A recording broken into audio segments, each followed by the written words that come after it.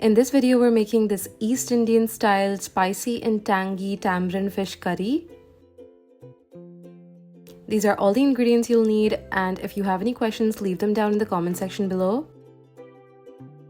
So first, to your tamarind pulp, you're going to add in the water and soak this for 30 minutes.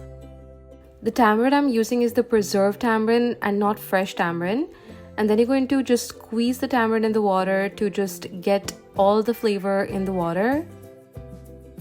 And then transfer the pulp in a bowl and discard it. You can also strain the mixture if you want to.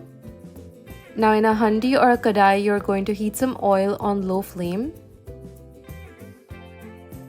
Once the oil has heated, you're going to add in the onion, the tomato, and the green chilies. Give them a mix. Then add in the salt and mix it in as well.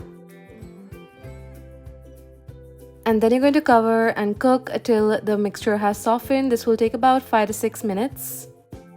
Give it a mix, and once the tomato and onion are soft, you're going to add in the ginger garlic paste and mix them and cook for another 1 to 2 minutes.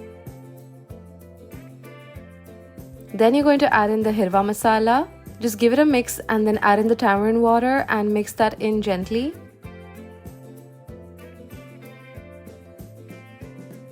Stir and make sure that the masala has mixed in the tamarind water. And then you're going to leave this on medium flame till the mixture comes to a boil. Once the curry has come to a boil, you're going to add in the fish. Now I'm using this fish called mushi in Marathi, but you can use any fish you want to. And then you're going to just give that a quick stir. And then I also add my coriander before I cook the fish, but you can add it later. This is just preference. And then you're going to cover and cook this on low flame for 5 minutes.